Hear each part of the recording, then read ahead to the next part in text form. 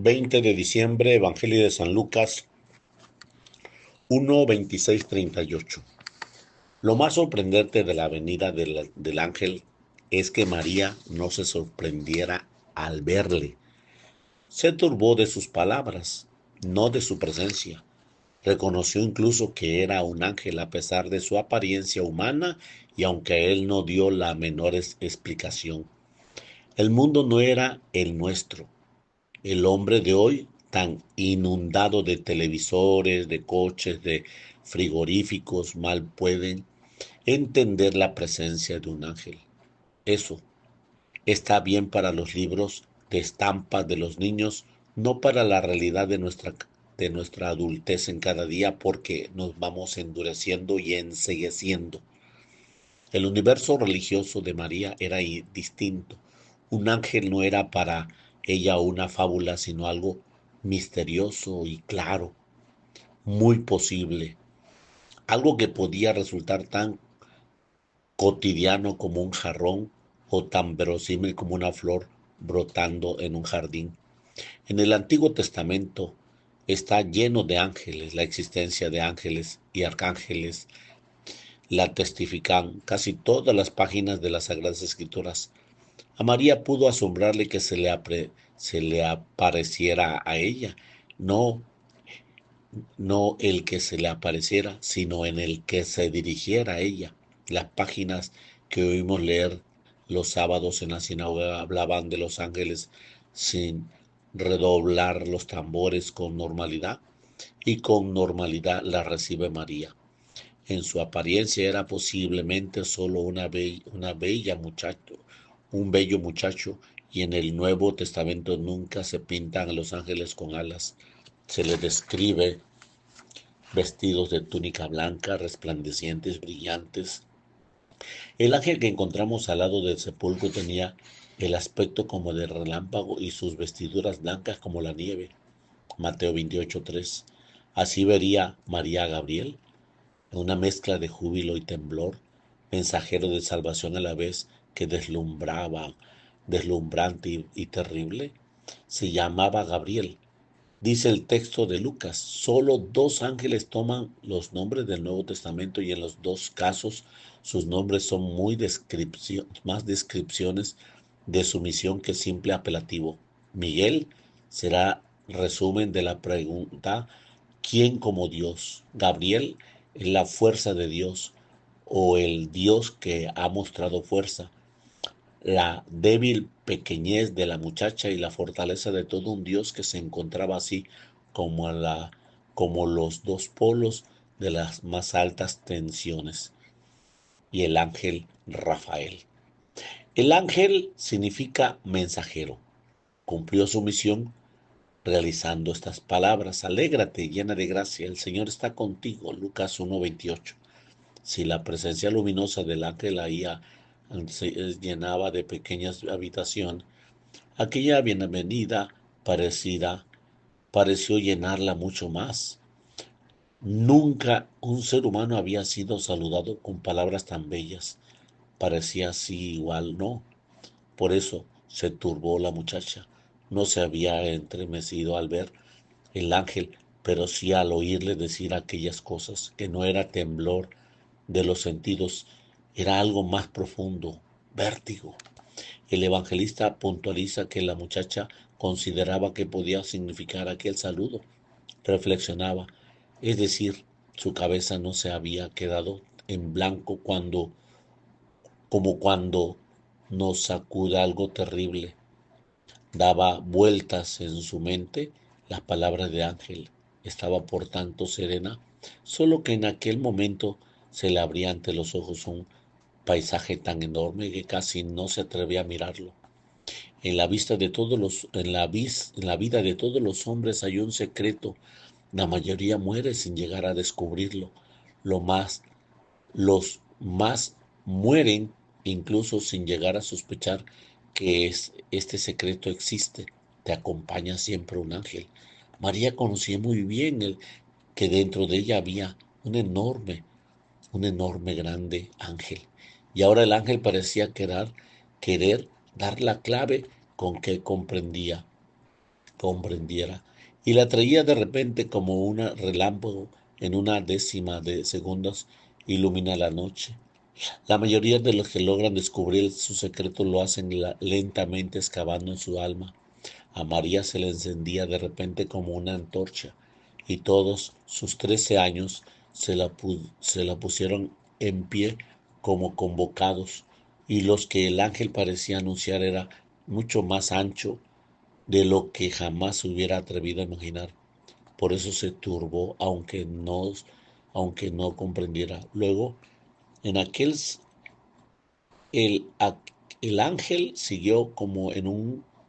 le di- siguió como en un consuelo. No temas, dijo estas palabras, como quien pone la venda en una herida, pero sabiendo muy bien que la turbación de la niña era justificado. Por ese, por, por eso prosiguió con el mensaje terrible a la vez que jubiloso. Has hallado gracia delante de Dios. Mira, vas a concebir y a dar a luz un hijo, a quien le pondrás por nombre Jesús.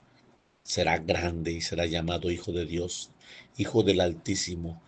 El Señor le dará el trono de su padre David y reinará en la casa de Jacob eternamente, y su reino no tendrá fin. ¿Cuánto duró el silencio que siguen estas palabras? Tal vez décimas de segundo o tal vez muchas horas. La hora era tan alta que quizás en ella no regía el tiempo sino la eternidad. Ciertamente para mí, María aquel momento fue inacabable. Sintió que toda la vida se concentraba y se organizaba como un rompecabezas y empezaba a entender por qué aquel doble deseo suyo de ser virgen y fecunda vislumbraba porque había esperado tanto y porque tenía tanto miedo a su esperanza. Empezaba a entenderlo, solo empezaba, porque aquel secreto suyo, al iluminarlo el ángel se abría sobre todo secreto, y este a su vez sobre otro más profundo, como una galería de espejos.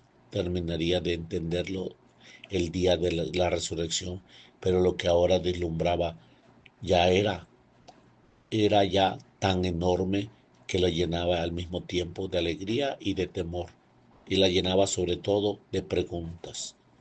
Algo estaba claro, sin embargo, el ángel hablaba de un niño que debía ser concebido por ella. ¿Por ella? Su virginidad subió al punto de la lengua, no porque fuera una solterona puritana aterrada ante la idea de la maternidad. Al contrario, ser fecunda en Dios era la parte mejor de su alma, pero el camino para esa fecundidad era demasiado misterioso para ella y sabía que aquel proyecto suyo de virginidad era lo mejor, casi lo único que ella había puesto en la mano de Dios como prueba de la plenitud de su amor. Era esa plenitud lo que parecía estar en juego. No dudaba de la palabra del ángel, era simplemente que no entendía, que no pedía otra forma de amor.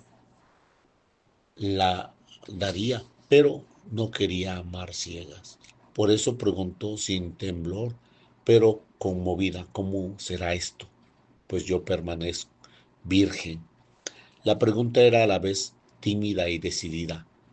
Incluía ya la aceptación de lo que aquel ángel anunciaba, pero pedía un poco más de claridad sobre algo que para ella era muy importante. Y el ángel le dijo, el Espíritu Santo vendrá sobre ti y la virtud del Altísimo te cubrirá con su sombra. Por eso, lo santo que nacerá de ti será llamado Hijo de Dios. María había pedido una aclaración. El ángel aportaba dos, no solo, no solo respecto al modo en que se realizaría de aquel parto, sino también, sobre todo, respecto a quién sería el que iba a nacer de modo tan extraordinario.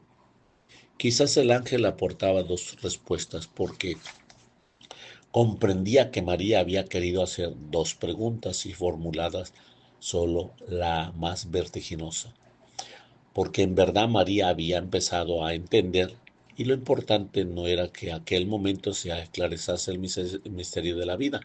Lo capital es que se aclaraba como un nuevo misterio infinitamente más grande que su pequeña vida.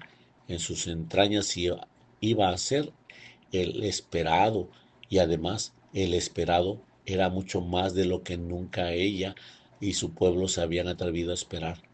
La venida que el ángel anunciaba era la del Mesías. No era muy difícil de entender. El ángel había sido dado muchos datos. Hijo del Altísimo, el que ocuparía el trono de su padre David y el que reinaría eternamente. Todas estas frases eran familiares para la muchacha, lo que había oído y meditado miles de veces en los profetas. Al oírlas vino, sin duda, a su mente aquel pasaje de Isaías que los galileos conocían mejor que nadie, porque él se hablaba expresamente de sus despre- de su despreciada comarca. Cubría Dios cubría Dios de gloria el camino junto al mar, la región de otro lado del Jordán y del Galilea de los gentiles, pueblo que andaba entre tinieblas ver una gran luz, porque nos ha nacido un niño, se nos ha dado un hijo, sobre los hombres descansa su señorío, su nombre admirable, consejero de Dios fuerte, Padre de la eternidad, príncipe de la paz, su dominio alcanzará lejos y la paz no tendrá fin. Se sentará en su trono de David y reinará, y su reino a fin de afianzarlo y consolidarlo desde ahora hasta los fines de los siglos. Isaías 9:1-6. Ella conocía bien ese pasaje, y si era ese niño de quien hablaba el ángel, iba a nacer de sus entrañas, de sus frutos, sería llamada hija, hijo de Dios, como no sentir vértigo. Hora de la hoguera. Ahora era el ángel quien esperaba un nuevo segundo interminable. No era fácil aceptar ciertamente el problema de cómo se realizaría el nacimiento. Había quedado desbordado por aquellas terribles palabras que anunciaba que sería aquel niño. Tampoco María ahora comprendía, aceptaba, sí, aceptaba ya antes de responder, pero lo que el ángel decía no podía terminar de entrar en su pequeña cabeza de criaturas. Algo sí estaba ya claro, Dios estaba multiplicando su alma y pidiéndole que se le dejara multiplicar. No era acercarse a la zarza ardiendo de Dios, era llevar la llamarada dentro. Esto lo entendía muy bien. Sus sueños de muchacha habían terminado. Aquel río tranquilo que le veía reflejada de su vida se convertía de repente en un torrente de espuma y de sangre. Sí, de sangre también. Ella lo sabía. No se puede entrar en la hoguera sin ser carbonizado. Su pequeña vida había dejado de pertenecerle, ahora sería arrastrada por las cataratas de Dios. El ángel apenas decía la mitad de la verdad y hablaba del reino, del reinado de aquel niño, pero ella sabía que ese reinado no se realizaría sin sangre y volvía a recordar las palabras del profeta Isaías 53 y 52. Yo soy un gusano, yo no soy un hombre. Lo han taladrado sus manos y sus pies, traspasado por nuestras iniquidades, molido por nuestros pecados, será conducido como oveja al matadero. Todo esto lo sabía, sí. Eras ese espanto que le pedía al ángel, que fuera, sí, madre del Hijo del Altísimo, pero que también el varón de dolores temblaba. ¿Cómo no iba a temblar? Tenía 14 años cuando empezó a hablar el ángel y era ya una mujer cuando Gabriel concluyó el mensaje. Debía, debía años, crecía cuando un adolescente de la luz decía, se ha hecho mujer. Así ella en aquella décima de segundos el ángel esperaba y temblando también, no porque dudase, sino porque entendía ella, María, todas las palabras del ángel. Un poeta escribió, como si Dios tuviera que esperar un permiso. Tus palabras serían segunda palabra y ella requeriría el mundo estropeado como un juguete muerto que volvería a latir súbitamente. Por eso, si se trataba del destino del mundo pendiente como de un hilo o de unos labios de una mujer.